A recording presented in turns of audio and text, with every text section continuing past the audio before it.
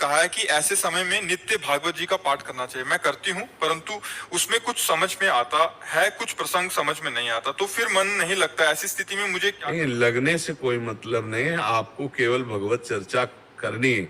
मान लो भगवान को विराजमान करके भागवत के 2 अध्याय हिंदी के सुना रहे हैं आप नियम पूर्वक, तो आप जब सुना रहे हैं तो आपके गर्भ के संस्कार अच्छे पड़ रहे हैं।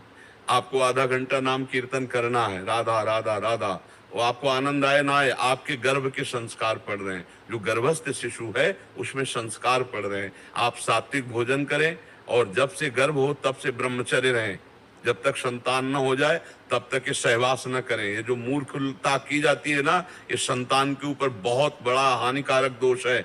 उसके अंग प्रत्यंगों को कमजोर करना, उसकी बौद्धिक शक्ति को कमजोर करना, उसके अंदर कामादि विकारों का भारी सृजन करना। जब गर्भस्थ शिशु होता है फिर माता पिता सहवास करते हैं, ये बहुत हानिकारक होता है। इसलिए ब्रह्मचर्य का पालन करें जब तक संतान उत्पत्ति ना हो जाए, बहुत सावधानी से। और नाम कीर्तन, भगवत चर्चा, सात्विक आहार, तो जो पुत्र या पुत्री होगी वो बहुत अच्छे संस्कार वाली होगी, वो राष्ट्र भक्त होगी, भगवान की भक्त होगी, समाज का मंगल करने वाली होगी। तो मन लगे न लगे उससे कोई मतलब नहीं। दवा खाते हैं ना, तो मन लगे न लगे उसमें कोई स्वाद से मतलब थोड़ी होता है। हमें दवा खा ली है, ऐसे ही हमें दवा मानकर भगवत चर्चा करनी, भागवत की कथा करनी, भगवान नाम कीर्तन करना है, भगवान नाम जप करना है। आगे धीरे धीरे स्वाद आने लगता है। प्रारंभ में तो मन बिल्कुल नहीं लगता है, तो आप करिएगा, उस गर्भस्थ शिशु पर उसका प्रभाव पड़ेगा।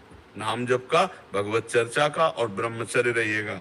जब तक संतान प्रकट न हो जाए तब तक फिर सहवास नहीं करना चाहिए। जिस दिन से पता चल जाए कि कोई जीव आ गया गर्भ में, तो उस दिन से ब्रह्मचर्य रखना चाहिए। ये कुछ नियम संयम रखे जाएं तो संतान बहुत उत्तम प्रकृति वाली हो। लेकिन माता पिता अपनी वासना से इतने पीड़ित होते हैं कि उनको संतान की कोई फिक्र नहीं होती। जो मनाया सो खा लिया, जैसे मनाया वैसे आचरण कर रहे हैं, जो मनाया देख लिया सुन लिया, वैसे ही बच्चे पैदा होते हैं।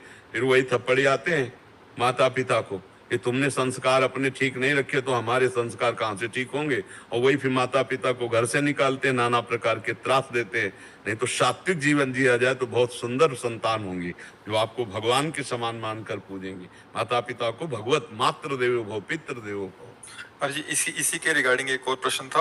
वो लिख रहे थे कि मैं अभी प्रेग्नेंट हूँ, पूजा पाठ का नियम और वाणी पाठ जो महाराज जी ने दिया वो हम कर रहे हैं, लेकिन डिलीवरी के टाइम पूजा पाठ का नियम किस तरह से करना होगा, कृपया करके मुझे बताएं। कितने दिन तक सेवा पूजा पाठ नियम कर सकते हैं, या कितने दिनों बाद नहीं करना? नहीं, जब वो संतान प्रकट होती है तो उसमें जनना सोच लगता है शास्त्रीय पद्धति से, तो कम से कम 10 दिन।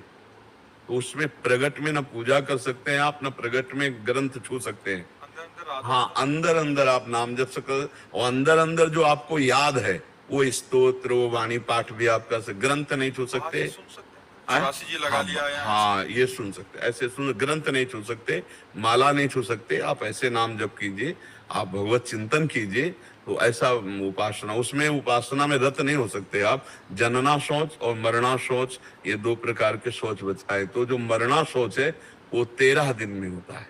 13 ही जब होने के बाद वो पवित्र फिर, और इसमें कम से कम 10 दिन तो जब तक संतान, वो गांव में सोवर कहते हैं, जब तक वो जनना सोच रहता है तब तक उसकी पवित्रता ना होने तक कोई ये ठाकुर सेवा, ग्रंथ को छूकर पाठ करना, ये सब ना करे।